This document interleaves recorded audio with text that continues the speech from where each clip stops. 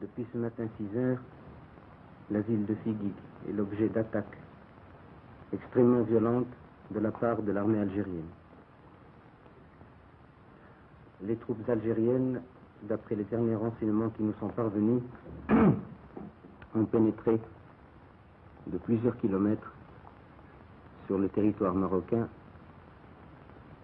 s'efforçant et réussissant à occuper les hauteurs dominant la ville de Figuig. Un bombardement extrêmement violent a eu lieu. On déplore des victimes parmi les civils et la petite garnison militaire qu'il y avait à Figuig.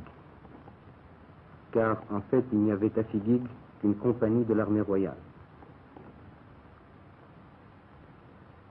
Je souhaite que le nombre des victimes ne s'étende pas au-delà de ce qui est déjà constaté.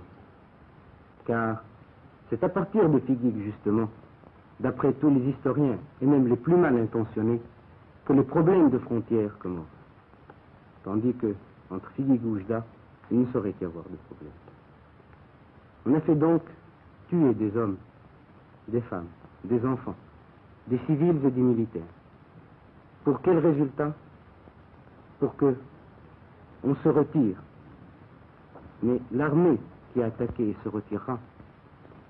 Elle ne se retirera pas seulement avec son barda sur le dos, il se retirera avec une mauvaise conscience, avec le poids d'un péché, qui est celui d'avoir fait couler le sang après la convention de Bamako et le jour d'un vendredi, jour où tous les croyants vont à la prière et jour où tous les croyants, qu'ils soient au Maroc, en Algérie, en Tunisie ou dans le Moyen-Orient, ne peuvent que remercier le ciel et remercier Dieu d'avoir mis un terme à cette effusion de sang entre frères.